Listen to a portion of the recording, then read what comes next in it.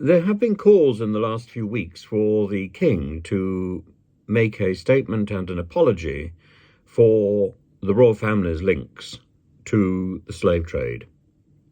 Now, they're led by, particularly at the moment, by BBC journalist Laura Trevelyan, who quit her job and paid £100,000 in reparation after learning of her own family's slavery links. But I think it's not as straightforward for the royal family. We know that George I, for example, was the governor of the South Sea Company and held substantial shareholding in that.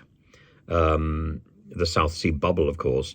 But William III and Mary, those people who came over in the Glorious Revolution, who are responsible, really, for the oath which is sworn at the beginning of the coronation ceremony on Saturday.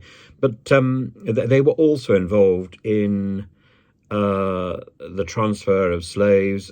James II, who actually awarded 500 guineas for extraordinary services to the Royal African Company, which was a slave trade organisation.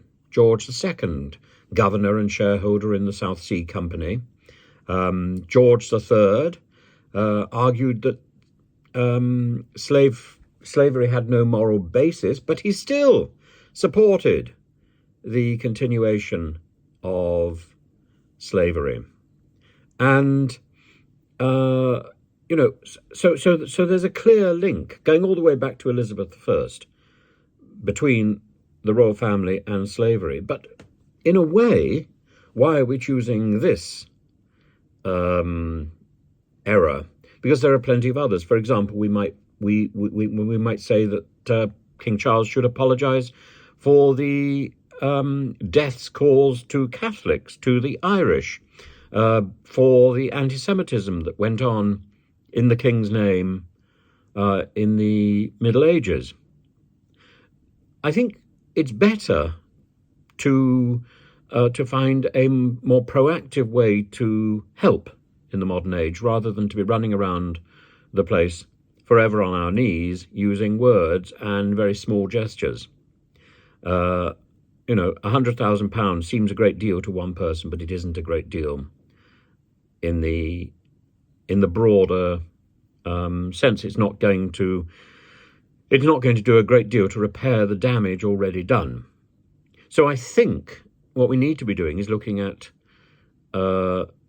King Charles's work in education, and in that, his work in ecumenism and interfaith relations is a great way to make reparation for the royal family's involvement in the religious wars of the Tudor period and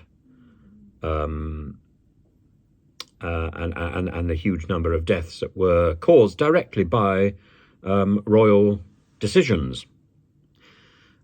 And I think the same sort of thing could be worked out for a reparation for the royal family's involvement in the slave trade.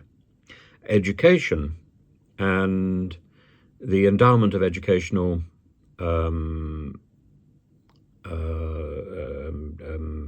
ideas and maybe university courses and so on.